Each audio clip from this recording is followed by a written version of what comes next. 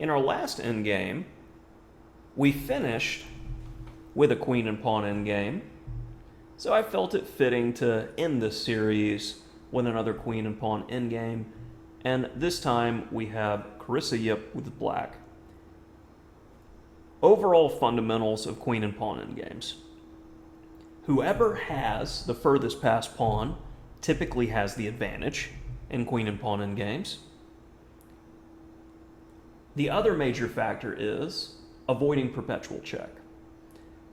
So each move in the video, this is a pause situation, even if I do not, to try to figure out what's the optimal way to play this endgame to avoid perpetual check and make progress. So as we begin, white plays queen d8 check.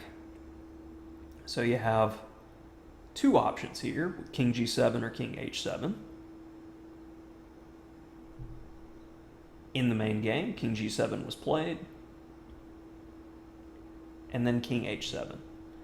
So we have to ask, why not king h7 immediately? Isn't this safer? Well, we need to worry about the a pawn potentially. White needs to worry about the f pawn. This queen is likely going to come back, and the dance begins. Over and over we go. King g7, king h7, now queen a7, hitting our a pawn, hitting our f pawn. Can we handle both issues? Or is there an outside factor in the position which allows us to give up a pawn?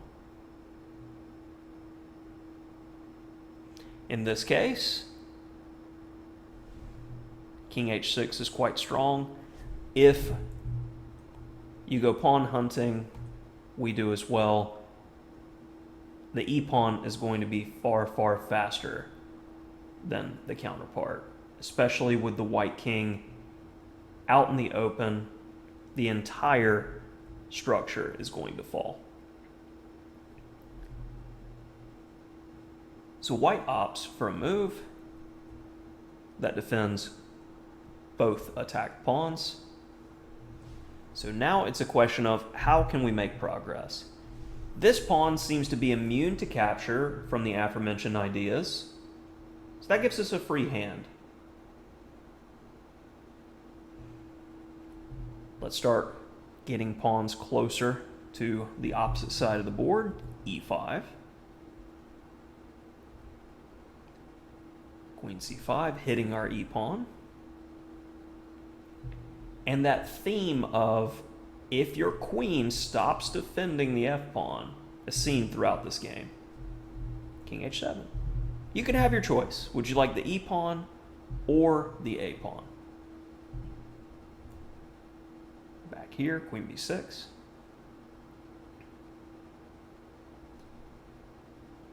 Now queen f4 check, hitting the king.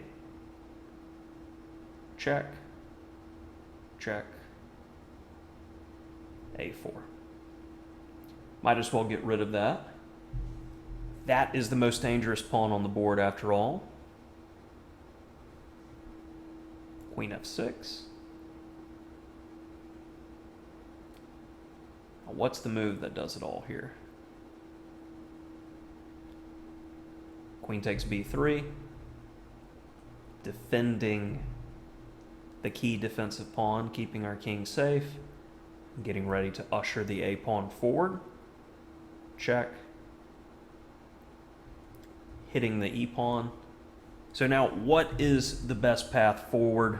Is we definitely want to avoid this pawn dropping. Queen b2, covering the e-pawn, and still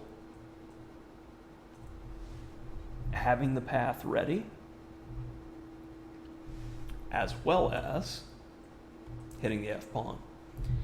You know a move is good when it does everything, and black consistently in this ending was playing these moves. King g2, pass pawns must be pushed. g5, a last-ditch effort here looking for a potential perpetual. Watching for these ideas. And to white's credit, uses every last resource to try to hold this position. Stop the check. E4.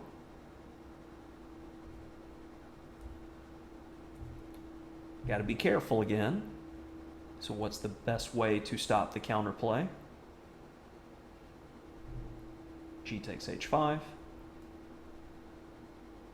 And then finally, Queen F6. White had enough and resigned. Again, this showed fantastic technique by Carissa Yip in this queen and pawn endgame.